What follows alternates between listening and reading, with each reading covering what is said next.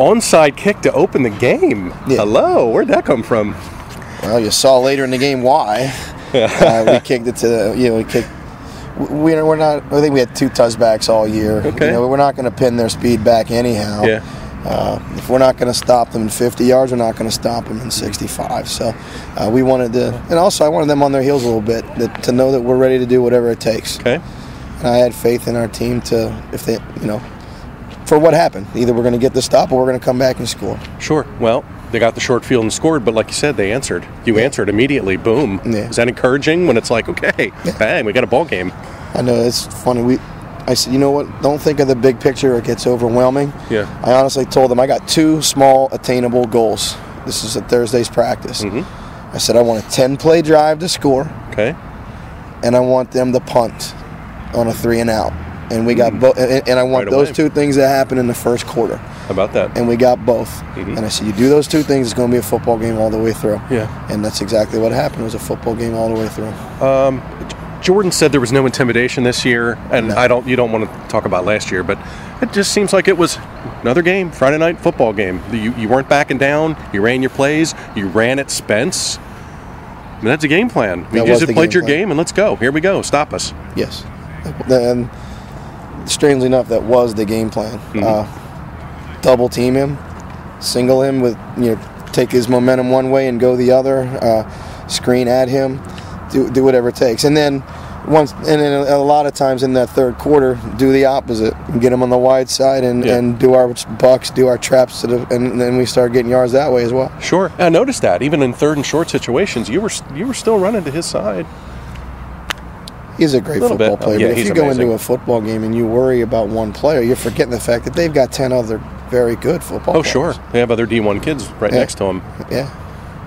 He got to Nate once, I guess. That was probably I'm not going to say my only bad call, but it was definitely one where he almost baited me, I think, as a good athlete. He went flying down the line on the play before it, tackling the dive late from behind.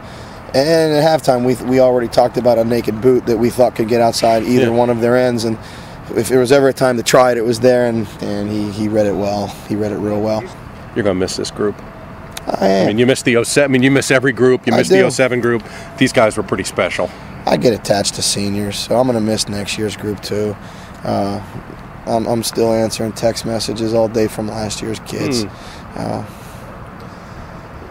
We're a program that, the kids that leave appreciate what they had here, and, the next group steps in and tries to emulate what they saw. Right. I hope that that's what happens this year. We got a more talented group, maybe a tougher group of kids coming back. Okay. Like physical, we're going to probably have to go short bursts and power game and instead of the big play. Yeah. But if they work like these kids did, we got a lot coming back. You looked them all in the eye in the huddle after, and you said, guys, coming back, we don't rebuild, we reload here. And I mean, you had their attention. They were all looking you right in the eye. Is it cool to be able to say that? Because that's what you do now. That's no BS when you say that. You mean that. We reload now. What's your message there to the kids coming back? My message while I had them all together, we have a good group going out that wants it to continue. And I know my seniors next year don't want to be that first group to fall off. I mean, it's going to happen eventually. Everybody goes in cycles, but it's not going to. I don't want it to be because they don't buy in the way the previous team did. Right. We've gone so far in the last few years because kids have bought the message that we're selling. If this group does the same thing, we can be better than. I mean, we're not bringing. Look at our points. Look at our yards. Look at everything, leading everything, except for tackles. Except for tackles. Yeah. I think we're giving everything off the stat sheet. So, but those are stats. Those are players. Every kid in this room has to step up their game. We don't have to try to replace Shank. We have to have our line maybe open up bigger holes for other kids until they grow into their own. It's every year's different. How hard is it just to get to this game? Tell people just how. I mean, to win it is one thing, but just to get a seed, to get in, to win 3 games, even though they're at home, that's great because you earned it. But just to get to this game, how hard is it? harder than people that never did it realize. I bet. Just make you appreciate when you see Mannheim winning 16 of these, or whatever, or them guys winning 10 of these. Or... I was actually going to say that.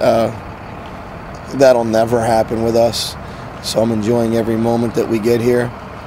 But I want to be one of those teams that can give themselves a chance to do it every year. It's unbelievable what Mannheim did, running that many off in a row. 10. That's unbelievable. And how many overall, it's just crazy.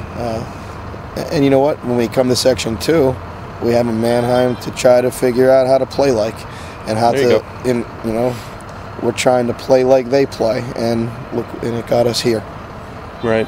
I heard an awful lot of, boy, the LL's down this year conversation this season. 2 district champs, 2 district finalists. Wilson's got a shot tomorrow night. To those people, you say?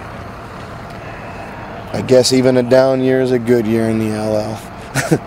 4 finalists is pretty good. Yeah, and not only finalists, but winners, or taking the winners all the way to the edge. So it's a great league.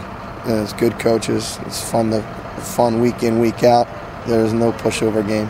We played in Section 3 for years, and I have all the respect for the teams there. And now we're in Section 2, and I tell you what, I don't sleep very much because of all the game planning you have to do to compete with these guys. And you're 13-1 there. How tickled are you that you're 13-1 in 2 years in Section 2? That's got to be an amazing feeling. It's a great feeling. It's great to know that we were able to do that. And it's going to be tough next year. We got a tough schedule, a tough group. A lot of good teams had young kids. So, we're going to have a fantastic off season. I think I told one of the other guys tonight, this year we had great talent and a good off season. I think going into this now, we've got good talent and we need a great off season. If that happens, we're right there. How good is McDevitt? Simple question, but for a high school AAA team that you got to prep for 2 years in a row, where are those guys out on the charts? That's the best team we've seen each year. And more than how good they are is how little weaknesses they have. It's tough to pick a spot there, isn't it? There's no spot. You just got to trust your kids, play as hard as you can, block as long as you can. Like some of our misdirection stuff, we couldn't get it going, and that's because of how quick they react, and every player is a tough block. Just when you think you got them hemmed in and you got a lead, boom, Sife goes 90, and it's got to be like, make him go 80. And he goes 90 for a touchdown on the kick return. But, we preach the message all week long that there's going to be adversity for 4 quarters. So whatever happens. You just keep coming back. You keep fighting. You keep playing your best. Last one. How proud of your program? That's a couple of unbelievable straight years here for you guys, and here you are. I mean, you've done some awesome things. So you've got to be feeling good about where you're at, I think. The word proud is probably what I've been thinking the most. At our assembly today, I told them no matter what happened, I'm going to tell them how proud they are when I come off the field, and that was the first thing I said. I'm proud of the coaching staff that I coach with. They're unbelievable. I do my thing, but without them, it's nothing. I'm smart enough to know to let my good coaches coach. I've got great kids. They're all good athletes. Every year you see it, how unselfish they are. They keep playing hard whether they're getting the ball or not getting the ball. As long as that continues, proud is the word that I'm going to use. And I'm also proud of the community support. All week you see the negative stuff out there, and the closest thing I saw was we're going to surprise people by making it a game. And you know what? We made it more than just a game. Oh, big time. So you're leading this game, and it's a game in the 4th quarter. Nobody left the bleachers. No. They were all there, and at the end of the game, coming down, giving our kids a hand. Special season. Yep. Fun. Good stuff.